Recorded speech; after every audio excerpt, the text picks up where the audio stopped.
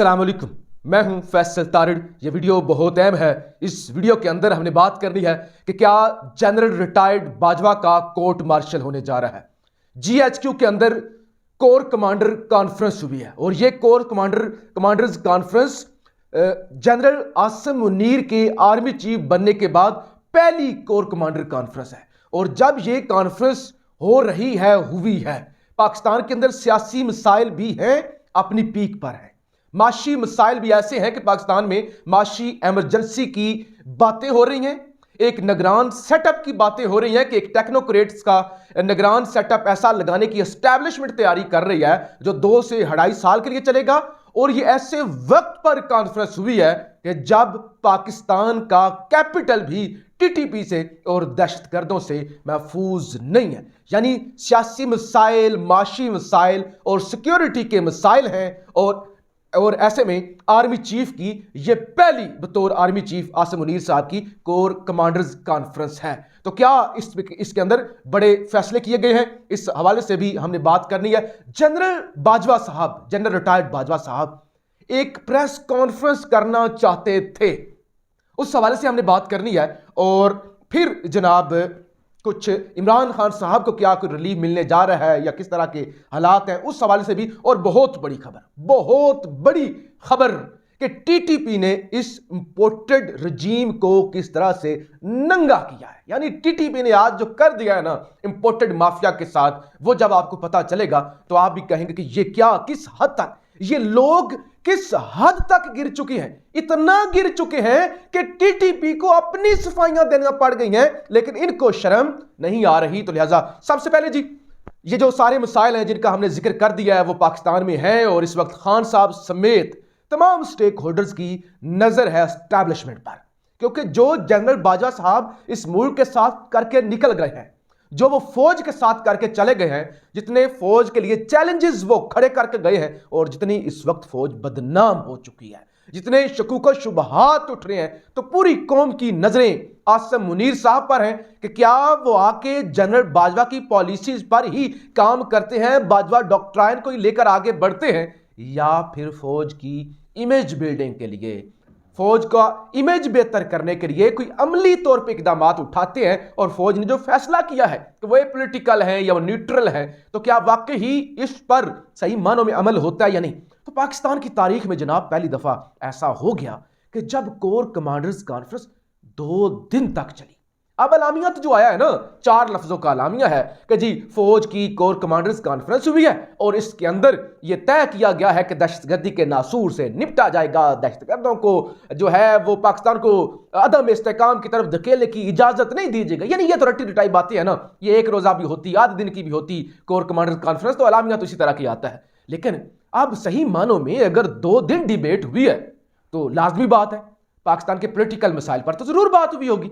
इमरान खान को नायल करना है, इमरान क्या करना है, इलेक्शन की तरफ मामलात लेके जाने हैं, यानी इस तरह से बात भी होगी। और फिर जो आज पूरे दिन से एक शोशा छोड़ा गया है, हर तरफ डिबेट हो रही है कि निगरान सेटअप, वो भी 2.5 साल का, और उसके अंदर भी अमेरिका से लाए गए इंपोर्टेड टेक्नोक्रेट्स वो जो है वो निज़ाम चलाएंगे और माशी एमरजेंसी नाफिज की जाएगी। तो ये भी तो वहीं शायद डिस्कस हुई हो और फिर खबर निकाली गई हो ताकि डिस्कशन हो जाए, जरा पब्लिक पल्स का पता चल जाए। जैसे पाकिस्तान के अंदर होता है कि इजराइल को तस्लीम किया जाए, फिर अवामी राय ली जाती है, यानी ये खबर चलाई जाती है कि तस्लीम करने जा रहे हैं। अगर रिएक्शन बहुत ज्यादा आ जाए तो फिर बैकफायर कर जाती है वो खबर। तो वो सारा एक किस्म का सर्वे ही होता है, तो फिर अदारे और जो सारे लोग होते हैं इसके अंदर वो पीछे हट जाते हैं। तो अभी शायद ऐसे ही किया गया है। ख्वाजा आसफ के मुताबिक तो इमरान खान को कानूनी तौर पर नायल किया जाएगा। अब एस्टैब्लिशमेंट ने फैसला करना है कि उन्होंने मजीद मुल्क को इस सियासी बुरहान की तरफ लेके जाना है। लेकिन यही कहा जा रहा था कि जब ये कोर कमांडर्स कॉन्फ्रेंस हो जाएगी ना, फिर वाज़िया हो जाएगा कि नई एस्टैब्लिशमेंट क्या बाजवा साहब का जो एक था बड़ा दौर, अजीब फैशिस्ट दौर बल्कि आप कह सकते हैं उसको, उसी तर्ज पर लेके चलना है या मसाइल के हल की तरफ जाना है। एक चीज जो इस वक्त गर्दिश कर रही है और जराए ये इस खबर की तस्दीक भी कर रहे हैं, लेकिन कोई इस हवाले से बात तो हो रही है कि जनरल बाजवा साहब के दौर में फौज के अंदर एक मेगा करप्शन हुई थी। ये करप्शन थी गालबन कोई 532 मिलियन डॉलर की, यानी एक बहुत बड़ा करप्शन का स्कैंडल, और जनरल बाजवा साहब मुबैना तौर पे इसके अंदर मुलव्वस थे। अब जनाब मौजूदा आर्मी चीफ सैयद आसिम मुनीर साहब ने इसकी इन्वेस्टिगेशन का, इंक्वायरी का हुक्म दे दिया है और इसकी इंक्वायरी करेंगे डायरेक्टर जनरल मिलिट्री ऑपरेशन यानी डीजी मिलिट्री ऑपरेशन इस इन्वेस्टिगेशन की निगरानी करेंगे। अब सारे लोग जानते हैं कि फौज का बड़े सख्त कवानीन है और गद्दारी के मुकदमात और सजा दी जाती है, फौज के अंदर तो माफ नहीं किया जाता। वहां तो जो है ना, यहाँ बाकी अदालतों के अंदर, पाकिस्तान के अंदर तो वो सारा वो करते हैं ना, जो स्टैब्लिशमेंट का एक किरदार होता है कि अदालतों को मैनेज करो, लेकिन अपना उनका जो अकाउंटेबिलिटी का है ना सारा सिस्टम, तो वो बड़ा वो स्टेबल है और उस पर वो अमल दरामद करते हैं। तो लिहाजा आप अगर 532 मिलियन डॉलर्स की बेज़ाब्तगी हुई है मुबैना तौर पर और उसकी इन्वेस्टिगेशन होती है तो जनरल बाजवा मुलव्वस पाए जाते हैं, तो बाकी गुनाह माफ भी कर दें, बाकी गुनाह माफ भी कर दें कि जो जो कुछ हुआ है, तो इसमें भी कोर्ट मार्शल हो सकता है।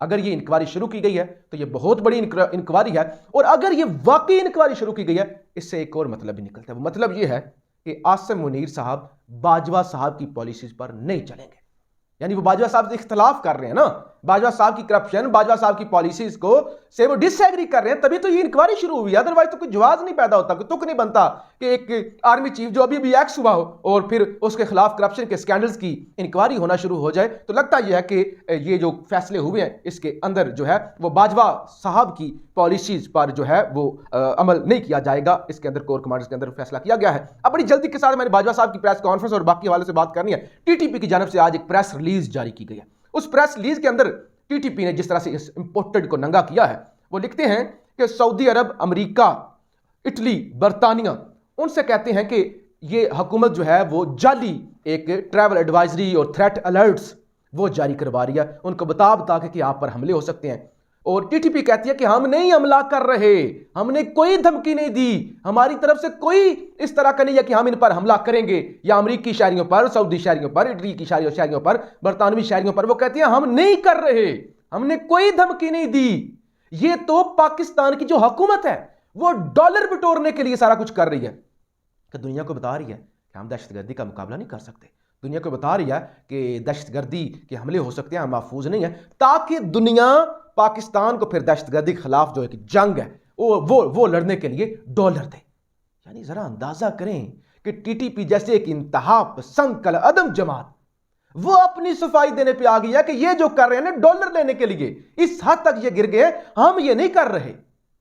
देख लें जरा, नौबत जब इस हद तक आ जाए कि एक स्टेट दूसरों को जाके रो रो के कहे कि हम अपना दिफा नहीं कर सकते, हम हार चुके हैं, हमें डॉलर दें, हमें टीटीपी से खतरा है, और वो कहे नहीं हम भाईजान कोई नहीं करना चाहते, हम पे ना इल्जाम लगाओ, तुम्हें डॉलर चाहिए तो वैसे कह दो। तो ये यहां तक मामला आ चुके हैं। अब जी एक सीनियर सहाफी हैं और कुछ जराए हैं, वो ये दावा करते हैं कि जनरल बाजवा साहब रिटायरमेंट से पहले एक प्रेस कॉन्फ्रेंस करना चाहते थे। प्रेस कॉन्फ्रेंस के इंतजाम भी कर लिए गए थे, कुछ सहाफियों को कह भी दिया गया था, फिर अचानक वो प्रेस कॉन्फ्रेंस जनरल बाजवा साहब ने नहीं की। यानी जनरल बाजवा साहब के ऊपर जो इल्जामात लग रहे थे, ये जो 11-12-100 करोड़ वाली कहानी थी, जनरल बाजवा साहब अभी भी देखे ना, जावेद चौधरी को बुला लिया, मंसूर अली खान को बुला के वो चीज़ें बताते हैं और वो वीलॉग 25-25 मिनट का ठोक देते हैं, और यहाँ पे इमेज बिल्डिंग के लिए फिर वो सारी चीज़ों के लिए जावेद चौधरी से कॉलम लिखवाया गया और उसने भी कहा कि बाजवा साहब जी वो कप के अंदर केक रस डबो के खाते हैं। तो लिहाजा मामला यहाँ तक आ चुके हैं कि बाजवा साहब ने अपनी इज्जत को बचाने के लिए, अपने आप को बचाने के लिए, अपने आप को साफ साबित करने के लिए क्या क्या नहीं किया। यानी पाकिस्तान की तारीख के अंदर पहली दफा हुआ कि डीजी आईएसआई से उन्होंने प्रेस कॉन्फ्रेंस करवा दी। जब वो प्रेस कॉन्फ्रेंस हुई थी ना, मैंने कहा था पाकिस्तान में ऐसा कभी नहीं हुआ, और अगर अब ऐसा हो गया है तो डीजी आईएसआई ये प्रेस कॉन्फ्रेंस नहीं करना चाहते होंगे, कोई भी नहीं चाहता। ये बाजवा साहब ने करवाई है कि उठो जाके मेरी सफाइयां दो, जाके मेरा दिफा करो। तो अब भी ये जराए ये दावा करते हैं कि बाजवा साहब प्रेस कॉन्फ्रेंस करना चाहते थे। और इसके अलावा भी जनाब जो ऑडियोज़ लीक हो रही थी, मुसलसल ऑडियोज़ लीक हो भी रही हैं। आज भी बुशरा बीबी की और जुल्फी बुखारी की एक मुबैना ऑडियो लीक हुई है। दिन को एक ऑडियो फवाद चौधरी साहब की लीक हुई थी, और अब जनाब वज़ीर आज़म हाउस में भी अक्टूबर और नवंबर के महीने में कुछ ऑडियोज़ लीक हुई थी शहबाज शरीफ साहब की और उनकी काबीना की। अब एक शख्स को हिरासत में लिया गया, मजीद एक शख्स को, और वो वज़ीर आज़म हाउस का मुलाजिम है, उसको हिरासत में लिया गया कि वो जी इस काम में मुलव्वस है। पहले भी 2 महीने पहले एक वो 2 लोगों को पकड़ा था, कोई कहता था कोई गुजरांवाला का, कोई जेएलएम का या पिंडी का कोई टीचर है, तो जनाब उनको गिरफ्तार किया गया था। और अब एक और मुलाजिम को गिरफ्तार किया गया है कि शहबाज शरीफ साहब की ऑडियो लीक के अंदर करने के अंदर ये मुलाजिम मुलव्वस था। लेकिन सबको पता है जी कि ये ऑडियोज़ एक मुलाजिम का काम नहीं है, रिकॉर्ड कर लेना और फिर वायरल करना। ये जो करते हैं रिकॉर्डिंग बस उन्हीं का ही काम है। तो ये जी मामलात हैं, और अब वीडियो लंबी हो रही है, अदरवाइज बहुत सारी चीजें आपके सामने रखने थी, बल्कि आखिर के अंदर आज मुस्लिम लीग नून का एक पढ़ा लिखा है, मैंने पढ़ा लिखा मिनिस्टर यानी प्रोफेसर, और जिसको अरस्तु कहा जाता है, जी ये बहुत काबिल है, बड़ा लाइक है, ये प्लानिंग का मिनिस्टर है, ये फलां का मिनिस्टर है, और वजीर दाखिला भी रह चुके हैं एहसन इकबाल साहब। आज उन्होंने इतनी बेशर्मी की है, इतनी बेशर्मी की है कि उन्होंने ट्वीट किया, उन्होंने कहा ये बेगैरत इंसान तरदीद नहीं कर रहा।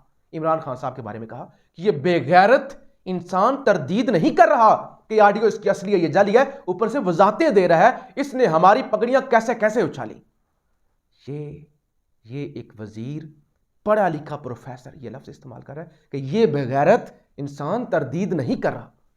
ये कितने घटिया और गिरे हुए लोग हैं, ये कितने बेशर्म लोग हैं, कितने ये जलील लोग हैं कि मिनिस्टर होके और फिर प्रोफेसर एजुकेटेड होके इतनी बेहुदा घटिया गटर वाली जबान ये लोग इस्तेमाल करते हैं। पंजाब के अंदर भी जी बोलियां लग रही हैं, 40-40 करोड़ एमपीएस की बोलियां लग चुकी हैं कि 40 करोड़ ले लें और परवेज इलाही को एतमाद का वोट ना दें। तो पंजाब के अंदर भी मामला खराब हो रहे हैं और खरीदो फरोख्त के लिए मंडी जो है वो लगी हुई है। इस हवाले से हम अगली वीडियो के अंदर बात करेंगे। अपनी राय का इजहार जरूर कीजिएगा। पाकिस्तान जिंदाबाद।